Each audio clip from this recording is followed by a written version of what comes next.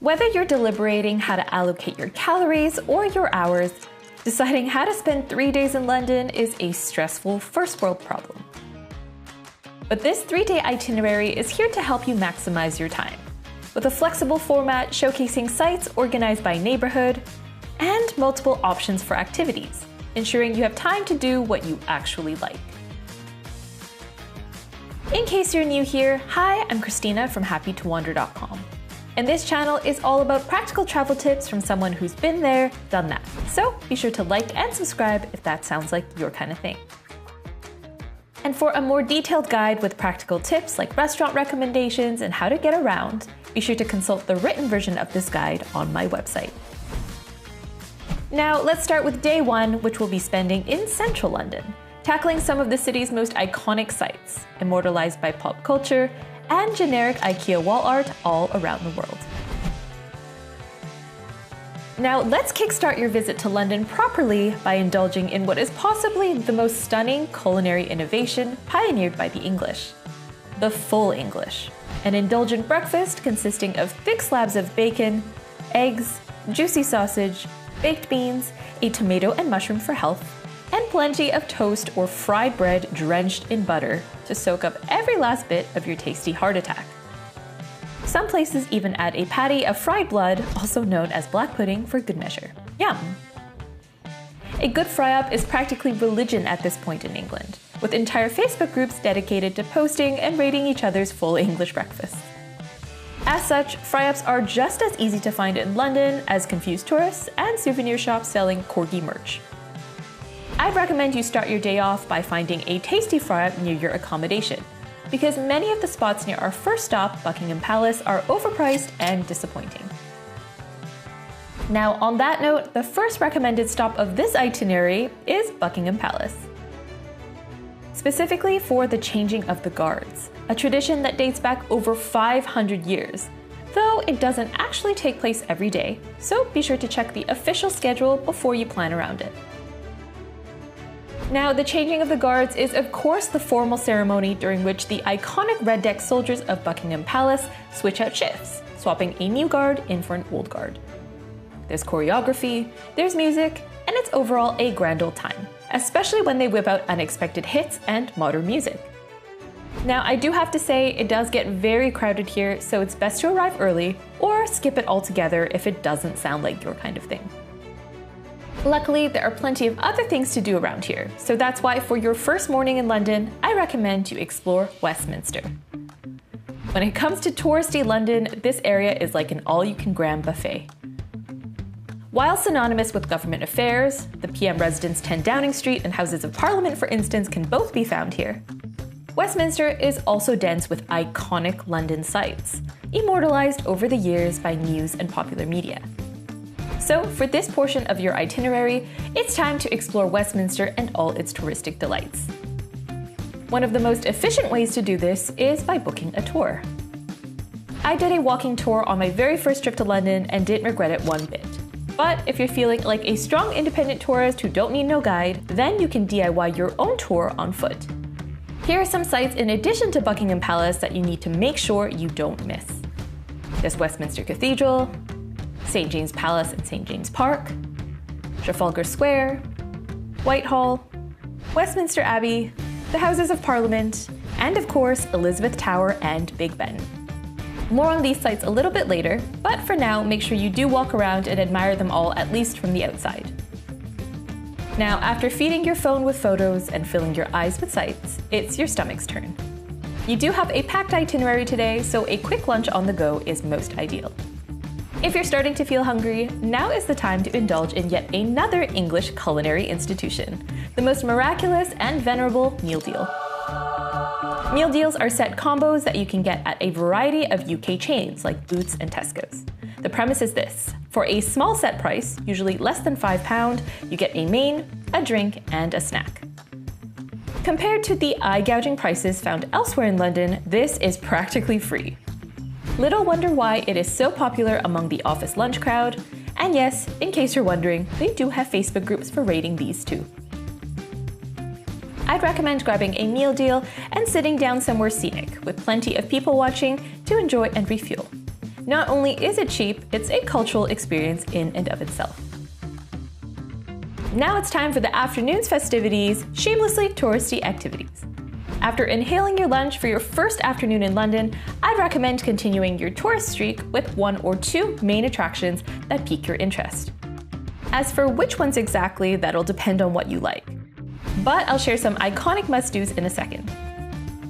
From Westminster, you're within a stone's throw of many of London's most beloved tourist attractions. Of course, what would help a lot here though is making sure you have data access. So on that note, this week's video is brought to you by Airlo, my go-to eSIM provider that has options for over 200 countries and regions around the world, including of course the UK. If you follow this 3-day London itinerary closely, there are plenty of times where having data will make your life way easier, whether it's searching up transport routes to get from one place to the next, or booking tickets and reserving time slots in advance. And if you're looking for ease, eSIMs offer a great way to get data abroad while avoiding steep roaming fees. For those unfamiliar with them, eSIM stands for Embedded SIM, meaning they are pre-installed on your device and work 100% digitally to connect you with local telecom networks, eliminating the need for those cumbersome physical SIM cards. And getting set up is really easy too. All you have to do is download the Airlo app, and from there you can easily browse and purchase your eSIM of choice. Then you can set it up through following their instructions, and you'll have data access as soon as you land. So if you're ready to try Airlo out, you can scan this QR code for a link to download the app, and use this code right here to get a discount off your first purchase. You can also check out my complete Airlo guide for step-by-step instructions on how to set it all up. So thanks again to Airlo for sponsoring this week's video. Now let's continue with our itinerary and explore some of the top things to see in Westminster. Again, this part of the itinerary is meant for some shameless sightseeing, so go wild. Some free options in the vicinity of Westminster include the National Gallery, which is Western European paintings galore housed in an iconic building on Trafalgar Square. The National Portrait Gallery, yes, they're different, which is the world's first and most extensive gallery dedicated solely to portraits of important people. And Tate Britain, the famous art museum specializing in British art, which is one of 4 Tates in England. Meanwhile, some paid options in the area include the Buckingham Palace staterooms, which are open in the summer and offer a rare chance to take a peek at the interior of Buckingham Palace, the famed swanky digs of the King. There's also the Houses of Parliament, which offers private tours that lets you see the inside of London's Houses of Parliament, site of many a hot political debate and scandal. There's also Westminster Abbey, which is a stunning Gothic church that has been the site of many coronations and royal weddings over its many centuries of existence. You can also hop on a Thames River cruise that lets you experience London from a new perspective. Or you can hop over to the London Transport Museum, a unique museum that showcases the relationship between public transport and the growth of London as we know it today. Alternatively, if you'd be into a fun experience rather than paying for an attraction, some neat experiences you could book include afternoon tea on a double-decker bus or on a Thames River cruise. You can also consider heading up the London Classic, the London Eye, if that's on your bucket list. Though be aware that it is quite pricey, and there are definitely other great views of London that we'll be tackling throughout this itinerary.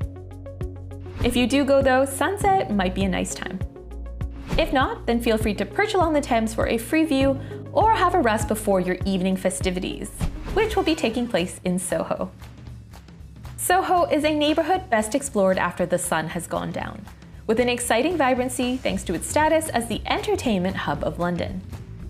It seems only fitting that Soho is a gift brought to the world by infamous king of excess, Henry VIII, who developed the area out of farmland way back in the 16th century. A lot has changed in the centuries since, with Soho wearing multiple hats over the years, from park and aristocratic neighborhood to seedy red light district, and now today, an exciting hub of food, culture, and entertainment. There's 1,000,001 possible ways to spend an evening in Soho. If you're into theater, catching a show on the West End is a must. But there's many more options beyond that. First off, you can explore Covent Garden, a vibrant shopping and entertainment area with tons of restaurants, shops, buskers, and of course the beautiful and historic Apple Market. Don't miss the colorful Neal's Yard while you're there. You can also check Leicester Square and Piccadilly Circus off your tourist bucket list with a quick look. But honestly, there's no need to spend too much time here as it's mainly tourist traps and souvenir shops. You can also stroll down Carnaby Street, a pedestrianised shopping area famous for being the center of London fashion in the 60s. These days there's tons of shops, but most importantly, it's beautifully lit at night. You can also check out Chinatown, which is gorgeous at night with its many lanterns, and get some food or dessert. Or nab a bite at Kingly Court, then grab a drink at Cahoots, a vintage train-themed cocktail bar that is really fun. Or enjoy cocktails at the many speakeasies in the area. Of course, while you're here, it'd be rude to not have some dinner. In Soho, you'll find the answer to every craving, catering to a range of price points, so again, be sure to check out the written version of this guide for a suggestion. Though if you want an aesthetically pleasing experience, Circolo Popolare is a popular pick. As well as the Seven Dials Food Market if you're looking for something more casual with a lot of different options. After your evening shenanigans in Soho, it's time to head back for a good night's rest, which you'll definitely need for day 2, as this day is all about the City of London as well as a fun little side quest. Now, London is a city of incredible viewpoints, and while it would take forever to see them all, I do think for the morning of your second day, you should at least squeeze in one. I always recommend hitting up a nice viewpoint in the morning because not only is it just a nice way to start the day and get your bearings, but viewpoints tend to be less busy in the morning as well. Tend to. So, where should you go in the City of London to get amazing views? Option 1 is Sky Garden, which is free but requires booking in advance. Honestly, I would really recommend booking a sunrise ticket here, which includes a hot drink and pastry for only $5.50. This gives you access to the site before it opens to the public, which gives a much more peaceful experience. Another classic if you want a bit more of a sit-down breakfast is Duck and Waffle, a cool spot that's open 24/7 with a relatively affordable breakfast menu and stunning views. Finally, for another free option, there's also the Garden at 120, which is a first-come, first-served viewpoint. They open at 10 and you can bring your own food and drink. Now, after enjoying the views of London from above, it's time to admire London at street level, or river level I guess, with one of my favorite free and touristy, but oh so worthwhile activities, a romanticized stroll along the Thames. Where you begin your stroll will depend on where you've decided to enjoy your morning view. But my personal favorite stretch of the Thames is between Tower Bridge and Millennium Bridge. Keeping in mind that our lunch stop will be Borough Market, I'd recommend walking a Thameside loop starting from Tower Bridge on the Tower of London side, towards Millennium Bridge, then over the bridge and along the Thames, cutting over to Borough Market just before you hit London Bridge again.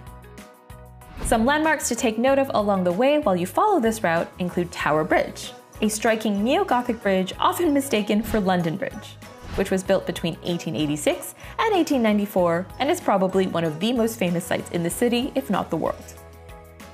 There's also the Tower of London, which is a historic castle dating back almost 1,000 years that has served as both a royal residence and prison. Today it houses the crown jewels, but there are some regular folks who live inside too. Another must-see just for name recognition alone is London Bridge, which is hopefully not falling down. This fairly unremarkable bridge is famous mainly for its name and song. Plus, today's concrete/steel iteration dates back only to the 70s, though there has been a bridge on the site for centuries. Again, not super exciting, but if you want to see London Bridge, this is it. If you're up for a quick detour, you can also walk over to the Monument to the Great Fire of London, a 200-foot column with a nice viewing platform that commemorates a terrible 4-day fire in 1666 that destroyed much of London. But it also celebrates the city's reconstruction, so it's not that depressing. Another must-see here is St. Paul's Cathedral, which is an iconic late 17th century cathedral that serves as the mother church of the Diocese of London, featuring a 365-foot dome that is one of the tallest in the world. Gorgeous inside and out, so definitely be sure to stop by. Another must-see is the Millennium Bridge, which is a cool pedestrianized steel bridge that tried to first open up in the year 2000, hence its name, but was promptly shut down as people complained about swaying and instability on opening day. It took 2 years for them to figure it out, but I can now vouch that it is stable and very photogenic. Another cool spot along here is Shakespeare's Globe, a reconstruction of the original Globe Theatre built in 1599, aka the playhouse that Shakespeare wrote many of his plays for, which today hosts tours and, of course, Shakespeare productions. Another cool spot to see is the Tate Modern, a free art museum that showcases modern and contemporary art, but most importantly has a great view from its top floor viewing terrace. Now, if any of these attractions call out to you, now would be a nice time to check them out more thoroughly so you don't have to double back later. But if you're like me and prefer to first get your bearings, then fret not. Today's afternoon activity is, of course, more designated attraction touring time. But first, let's grab lunch. After that lengthy but scenic walk, you've earned your ticket to reckless indulgence. And where better to treat yourself and your freshly ignited endorphins than Borough Market, one of the most famous covered markets in the country. A market on this location dates back as far as 1014, although the off-Instagram structures of today's present market were erected in the mid-19th century. This market is known for its fresh produce and food products, sure, but our mission for the moment is devouring some of the many options for fresh, ready-to-eat goodness.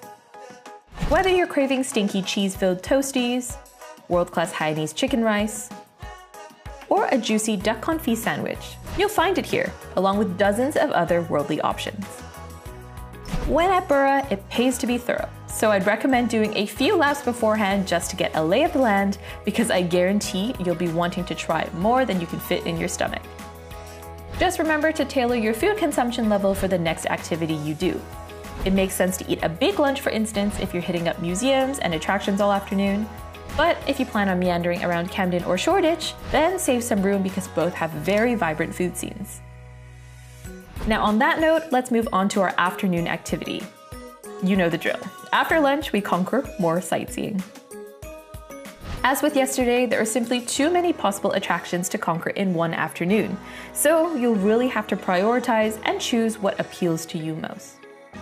Now, following that late morning walk, you should have a pretty good idea of the attractions in the area, but I'll provide some ideas on different things you can do, both for free or paid. Some free options within 30 minutes of Borough Market include Tate Modern, again one of London's most famous museums, ideal for fans of modern art and contemporary art, or those who just enjoy making fun of it, and the Mithraeum, an ancient Roman temple uncovered under London during construction in the 1950s. Today, it's open as a free archaeological site and exhibition space, though be sure to book a ticket in advance. Some paid attractions within 30 minutes of Borough Market include the Tower of London, again a historic castle, royal residence, and prison, a must-visit if you love history and want to see the crown jewels.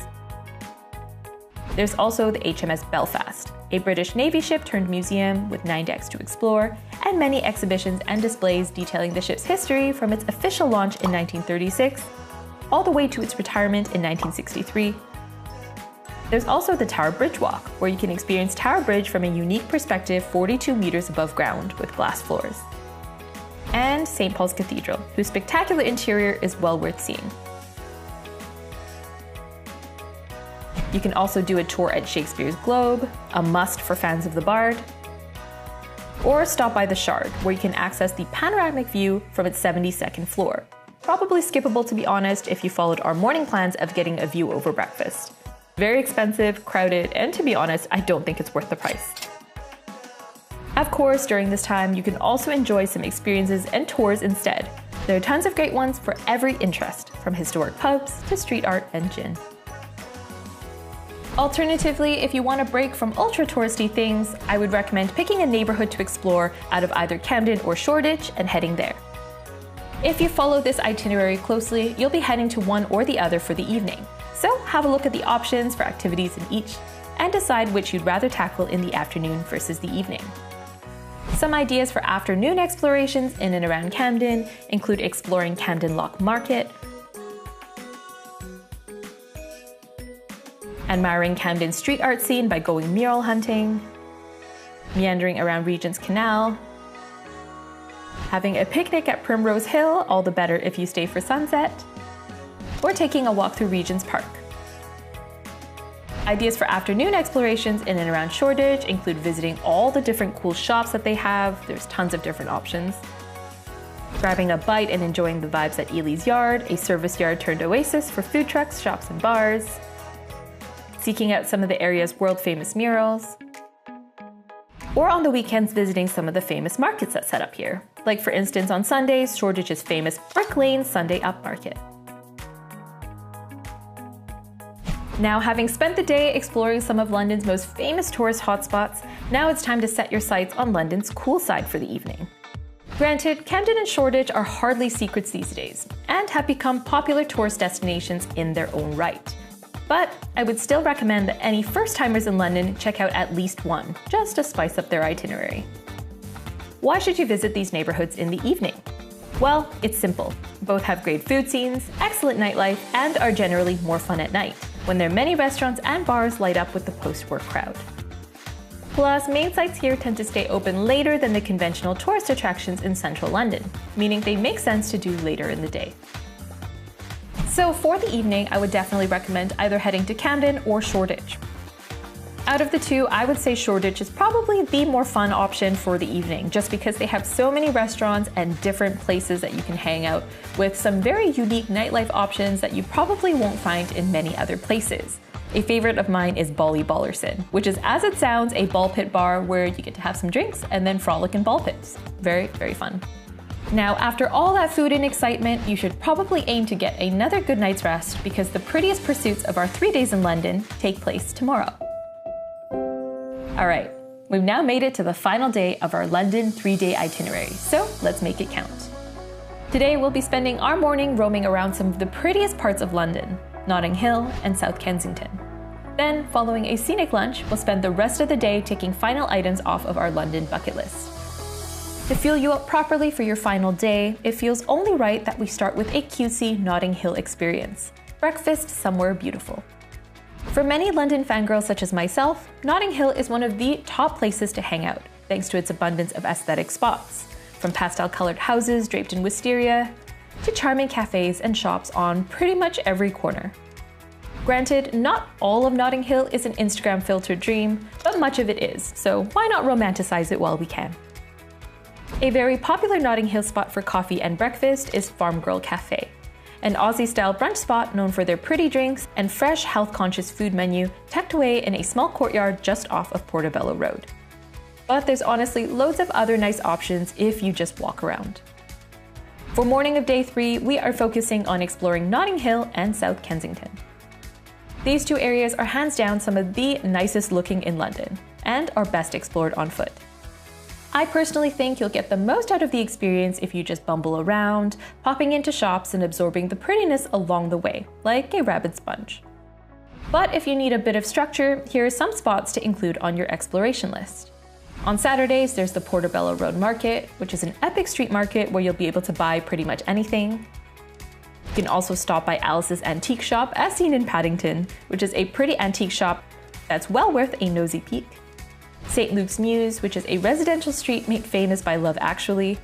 It's also really pretty as well, but definitely skippable if you find the idea of mulling around someone's house low-key creepy. Notting Hill Travel Bookshop, as seen in Notting Hill the movie. Lancaster Road, which is a residential street lined with some of the most colorful homes in Notting Hill. And the Churchill Arms, a super pretty pub covered in flowers and greenery, which has a surprisingly tasty Thai restaurant inside. Now on that note, after traipsing around, presumably photographing every second house you see, you might be in need of a little break. Well, it's time for lunch. If the weather is nice, I'd recommend grabbing a takeaway lunch and enjoying it while sitting in Kensington Park or Holland Park. If the weather doesn't allow for this though, there are plenty of sit-down options available too. Again, the written guide here lists out more options. But as I mentioned before, the Churchill Arms does have a really good Thai restaurant, so I can definitely recommend that as an option. Now, after you're all fueled up, it's time for some more shamelessly touristy activities, or possibly a half-day trip. There's a great deal of additional exploration that can be done while you're in this part of London, but being on the west side of the city, you're also quite close to some very popular half-day trips. So let me lay out the options for you. If you feel like staying close to the area, some free options within 30 minutes of Notting Hill Gate Tube Station are the V&A Museum, also known as the world's largest museum of applied arts, decorative arts, and design, and probably my favorite museum of London, with a gorgeous cafe to match. There's also the Natural History Museum, which is an impressive and stunning museum dedicated to natural history with over 80 million items in its collection. Though be warned that it's typically packed with school trips, so avoid it if you fear screaming children. There's also the Science Museum, an interactive museum dedicated to a science theme, with over 15,000 objects on display, again very popular with kids. Or some paid attractions in this neck of the woods include Kensington Palace, a royal residence since the 17th century and today the official digs of Will and Kate. There's also the Museum of Brands, Packaging and Advertising, which is a museum with over 12,000 objects on display showcasing the history of brands. This is a great stop for marketing geeks. Finally, there's the Royal Albert Hall, which is one of the world's most famous and most beautiful concert halls, hosting some of the most famous names on the planet since its opening in 1871. Now, if you don't mind going a bit farther and making a half-day trip out somewhere, then some additional options within an hour and a half of Notting Hill Gate include Kew Gardens, which is a set of gardens, glasshouses, and galleries so epic they're a UNESCO World Heritage Site, featuring over 50,000 living plants. There's also Hampton Court Palace, which is the opulent former royal digs of King Henry VIII. The Warner Brothers Studio Leavesden, which is a non-negotiable spot for fans of Harry Potter. These are the studios where they filmed everything. You'll see sets, costumes, props, and you will cry a lot. Book well in advance or you will cry more. There's also Windsor Castle, which is of course the royal residence where the Queen chose to quarantine, so that should say enough about how nice it is. And the Wembley Stadium Tour, one of the most famous stadiums in the world with a capacity so large it can apparently fit 7 billion pints of milk.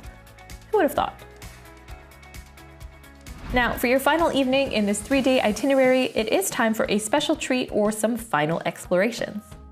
To conclude your 3 days in London, I would advise ending on a high note and booking yourself a nice, memorable experience.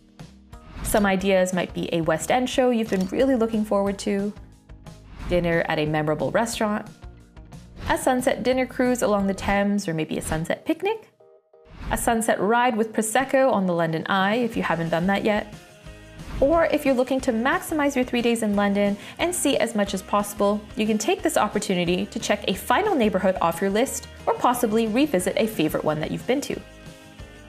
If you followed this itinerary closely, then here are some nearby neighborhoods you might not have explored thoroughly and ideas on how to spend an evening.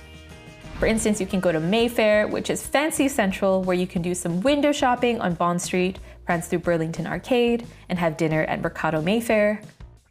Or you can head to Paddington, yes, like the bear, and enjoy a peaceful sunset walk around the canals, then have dinner at one of the many canal-side restaurants and bars. Or you can head to Battersea and take a nice sunset stroll while enjoying golden hour on the Coaling Jetty.